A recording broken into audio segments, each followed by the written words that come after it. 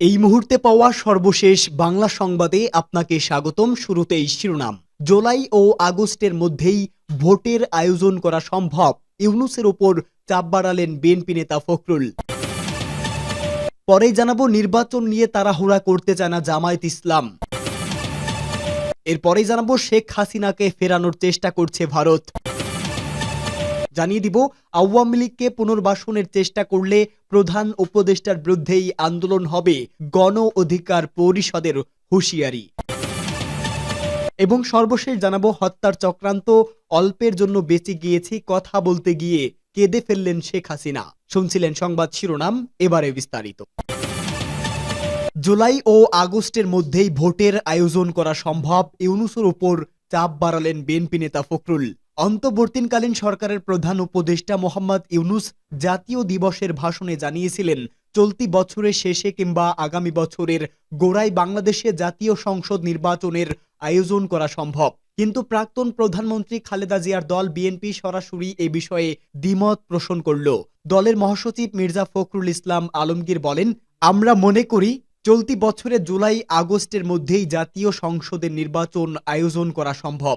BNP chairperson Khaleda Zia গত কয়েক বছর ধরেই অসুস্থ, বর্তমানে লন্ডনে চিকিৎসাধীন। তার ছেলে তথা দলের ভারপ্রাপ্ত চেয়ারম্যান তারেক দীর্ঘদিন ধরেই বিদেশে রয়েছেন। এই পরিস্থিতিতে মহাসচিব ফখরুলের হাতেই এখন কার্যত বিএনপি পরিচালনার দায়িত্ব।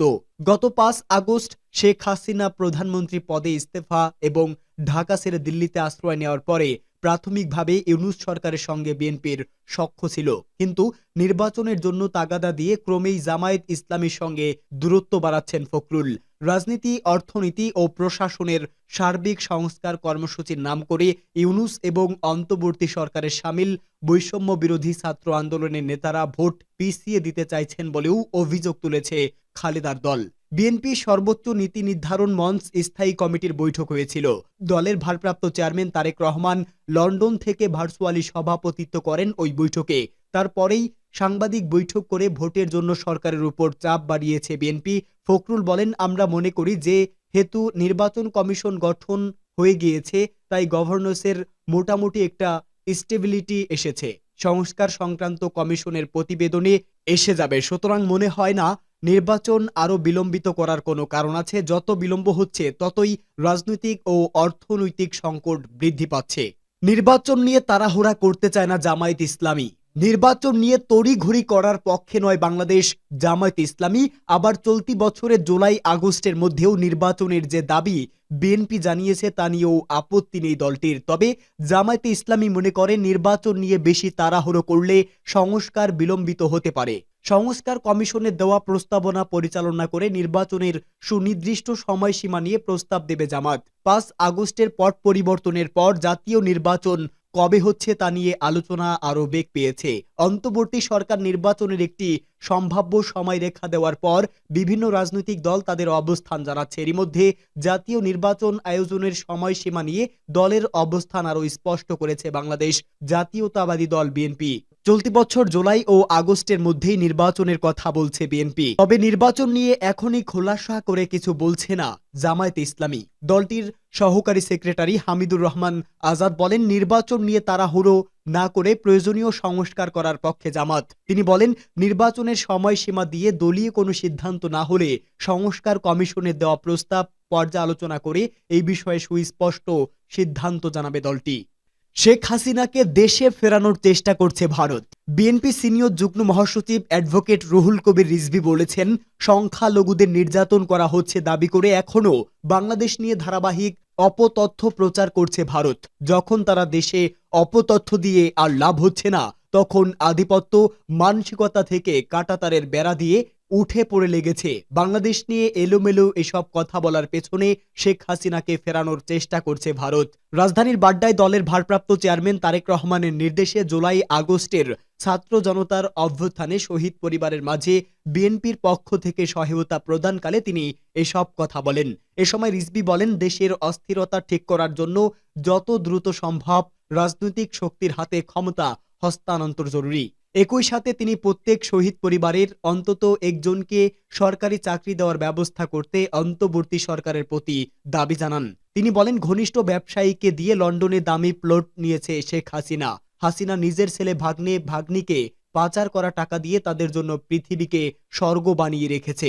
শেখ হাসিনার নাকি এই দেশে কোনো সম্পদ নাই, তাহলে নিজের মেয়ে ছেলে সহ পূর্বাচলে ৬০ কাটার প্লট কোথা থেকে এলো? অ্যাডভোকেট রুহুল কবির রিজভী বলেন, অবাধ সুষ্ঠু নির্বাচনের যে পথ শেখ হাসিনা বন্ধ করে দিয়েছে, অন্তর্বর্তী সরকারকে সেই পথ খুলে দিতে হবে। দেশের অস্থিরতা ঠিক করার জন্য যত দ্রুত সম্ভব রাজনৈতিক শক্তির হাতে ক্ষমতা হস্তান্তর করতে হবে। আওয়ামী লীগকে পুনর্বাসনের চেষ্টা করলে প্রধান উপদেষ্টার বিরুদ্ধে আন্দোলন হবে, গণ অধিকার পরিষদের হুঁশিয়ারি। জাতীয় নির্বাচনে আওয়ামী লীগের অংশগ্রহণ নিয়ে গণ অধিকার পরিষদের নেতারা বলেন, প্রধান উপদেষ্টা যদি আওয়ামী লীগকে নির্বাচনে যাওয়ার সুযোগ করে দেন, তাহলে তার বিরুদ্ধেই আন্দোলন শুরু হবে। রাজধানীর বিজয়নগরের আল রাজি কমপ্লেক্সের সামনে আয়োজিত এক বিক্ষোভ সমাবেশে নেতারা একথা বলেন। জুলাই গণ অভ্যুত্থানে জড়িত ব্যক্তিদের বিচারের দাবিতে এই সমাবেশের আয়োজন করেছিল গণ অধিকার পরিষদ, ঢাকা মহানগর দক্ষিণ। সমাবেশে গণ অধিকার পরিষদের সাধারণ সম্পাদক রাশেদ খান বলেন, আমাদের কথা হলো, স্বয়ং প্রধান উপদেষ্টা আওয়ামী লীগকে নির্বাচনে যাওয়ার সুযোগ দিলে তার বিরুদ্ধেই আন্দোলন শুরু হবে। আওয়ামী লীগকে কেউ পুনর্বাসনের চেষ্টা করলে সেটা আমাদের রক্তের উপর দিয়ে করতে হবে। আওয়ামী লীগকে আর গণহত্যার সুযোগ দেওয়া যাবে না। নছি বাহিনীর মতো আওয়ামী লীগকে নিষিদ্ধ করার দাবি জানিয়ে রাশেদ খান বলেন, এখনও আওয়ামী হাইকমান্ড ও শেখ হাসিনা পরিবারের খুনিরা ধরাছোঁয়ার বাইরে। শেখ হাসিনা কাদের সহ ভারতে পলাতক খুনিদের ফিরিয়ে আনতে হবে। তাদের অনুপস্থিতিতে রায় ঘোষণা করা হলে বিচারের নামে প্রহসন হবে। তাদের শাস্তি না হলে শহীদের রক্তের সঙ্গে বেইমানি করা হবে। হত্যার চক্রান্ত অল্পর জন্য বেঁচে গিয়েছি, কথা বলতে গিয়ে কেঁদে ফেললেন শেখ হাসিনা। আওয়ামী লীগের সমর্থকদের উদ্দেশ্যে এক অডিও বার্তায় কেঁদে ফেলেছেন বাংলাদেশের প্রাক্তন প্রধানমন্ত্রী শেখ হাসিনা। দাবি করলেন, তাকে হত্যার চক্রান্ত করা হয়েছিল, অল্পের জন্য তিনি প্রাণে বেঁচেছেন। আওয়ামী লীগের ভেরিফাইড সমাজ মাধ্যম হ্যান্ডেল থেকে হাসিনার একটি ছোট্ট অডিও ক্লিপ পোস্ট করা হয়। ৪৯ সেকেন্ডের এই অডিও ক্লিপে ৫ আগস্ট দেশ ছাড়ার সময়ের কথা বর্ণনা করেছিলেন তিনি। সেখানে হাসিনা জানান, ২০ ও ২৫ মিনিটের ব্যবধানে তিনি এবং তার বোন শেখ রেহানা মৃত্যুর হাত থেকে রক্ষা পেয়েছেন। অডিও ক্লিপের শেষাংশে দেশ ছাড়া হওয়ার দুঃখের কথাও বলতে গিয়ে হাসিনার গলা ধরে ওঠে। তিনি বলেন, আমার কষ্ট হচ্ছে, আমি আমার দেশ ছাড়া ঘর ছাড়া সবকিছু জ্বালিয়ে পুড়িয়ে দিয়েছে। বাংলাদেশে কোটা সংস্কার আন্দোলন এবং তার পরবর্তী বৈষম্য বিরোধী ছাত্র আন্দোলনের জেরে আওয়ামী লীগের সরকারের পতন হয় গত বছরের আগস্টে। গত ৫ আগস্ট বোন রেহানাকে সঙ্গে নিয়ে বাংলাদেশ ছাড়েন শেখ হাসিনা, চলে যান ভারতে, সাময়িক আশ্রয় নেন সেদেশে। এদিকে আওয়ামী লীগের সরকারের পতনের পর সেদেশে হাসিনা সহ অন্যদের বিরুদ্ধে মামলা দায়ের হয়েছে। অবস্থায় হাসিনাকে বাংলাদেশে ফিরিয়ে বিচার সম্পন্ন করতে চাচ্ছে অন্তর্বর্তী সরকার। হাসিনাকে প্রত্যর্পণের জন্য নয়াদিল্লিতে কূটনৈতিক বার্তা ও পাঠিয়েছে ঢাকা। কূটনৈতিক বার্তার প্রাপ্তি স্বীকার করলেও হাসিনাকে প্রত্যর্পণের বিষয়ে কোনো সিদ্ধান্ত এখনও দিল্লির তরফে জানানো হয়নি।